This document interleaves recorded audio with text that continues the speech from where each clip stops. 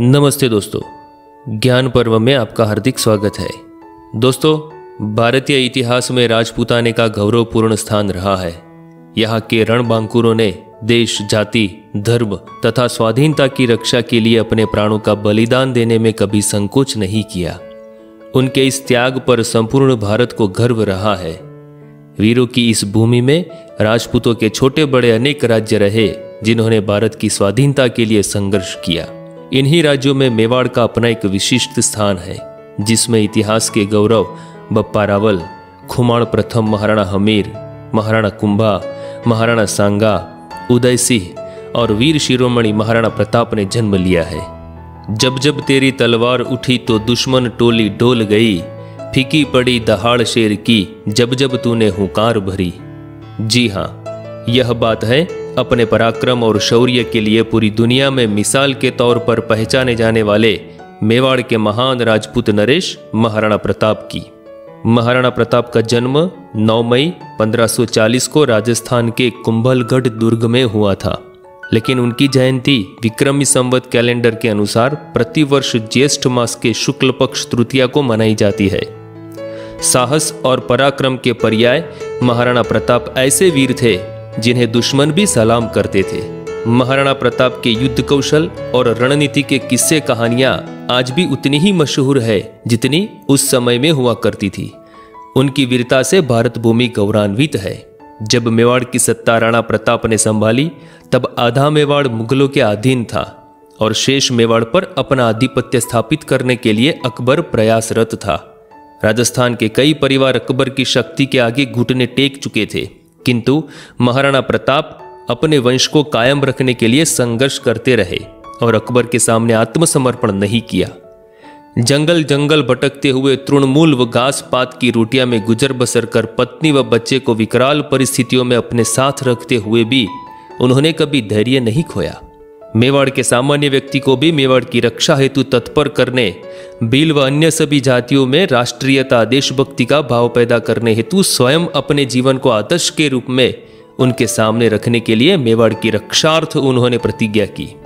प्रतिज्ञा थी कि जब तक शत्रुओं से मैं अपनी पावन मातृभूमि को मुक्त नहीं कर लेता, तब तक न मैं महलों में रहूंगा और न ही सोने चांदी के बर्तनों में भोजन करूंगा। घास ही मेरा बिछौना और पत्तल दोनों ही मेरे भोजन करने के पात्र होंगे। दोस्तों, प्रताप ऐसे योद्धा थे जो कभी मुगलों के आगे नहीं झुके। उनका संघर्ष इतिहास में अमर है। महाराणा प्रताप मेवाड़ के महान हिंदू शासक थे। 16वीं शताब्दी के राजपूत शासकों में महाराणा प्रताप ऐसे शासक थे जो अकबर को लगातार टक्कर देते रहे। चेतक पर चढ़ जिसने भाले से दुश्मन संघारे थे, मातृभूमि के खातिर जंगल में कई साल गुजारे थे, जंगल में कई साल गुजारे थे। महाराणा प्रताप के साथ जुड़े हुए लोगों का भी मस्तक गौरव से ऊंचा रहता था।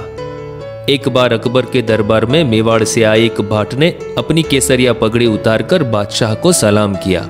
इस बेअदबी का कारण पूछने पर उसने कहा, हुजूर, यह पगड़ी महाराणा प्रताप ने मेरे सिर पर रखी है। जब उनका सिर ही आपके समक्ष नहीं झुका, तो उनके द्वारा पहनाई पगड़ी को मैं कैसे झुकाता। इस पर अकबर ने क्रोधित होकर उस चारण को मरवा दिया। ऐसा था महाराणा प्रताप के साथ जुड़े हुए लोगों का गौरव। आज भारत का हर बच्चा उनके बारे में पढ़ते हुए बड़ा हुआ है। इसके बावजूद उनके बारे में कुछ बातें ऐसी है जो सुनने में तो असंभव सी लगती है, लेकिन हकीकत में सच है। आज मैं आपको इस महान योद्धा के बारे में कुछ ऐसी ही रोचक बातें बताऊंगा। हल्दी घाटी का युद्ध मुगल बादशाह अकबर और महाराणा प्रताप के बीच 18 जून 1576 को लड़ा गया था। अकबर और राणा के बीच यह युद्ध महाभारत के युद्ध की तरह विनाशकारी सिद्ध हुआ था।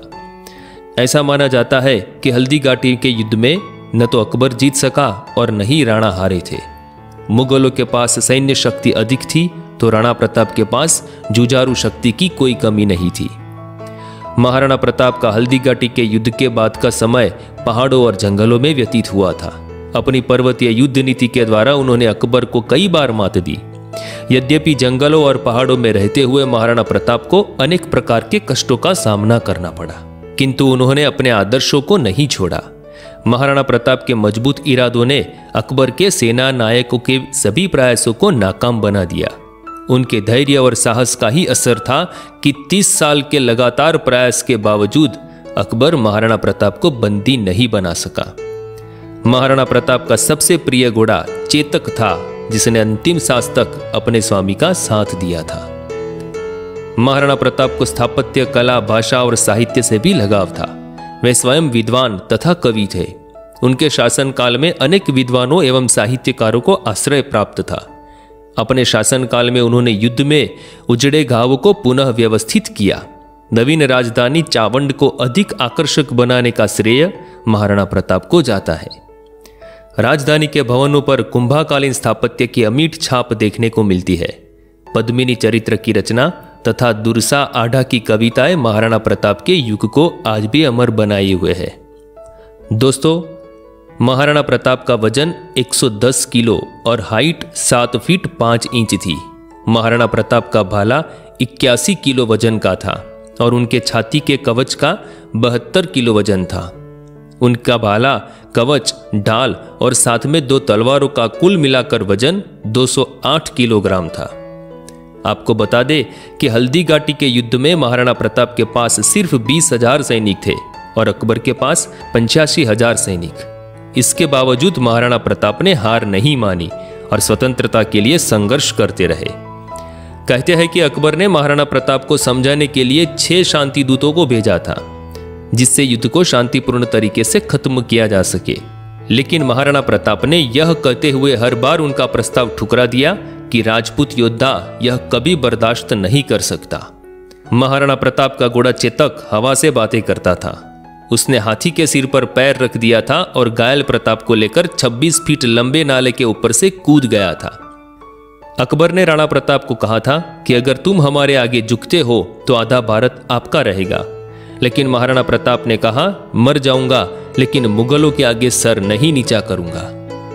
दोस्तों, महाराणा प्रताप हमेशा अपने पास 2 तलवार रखते थे, एक अपने लिए और दूसरी निहत्थे दुश्मन के लिए।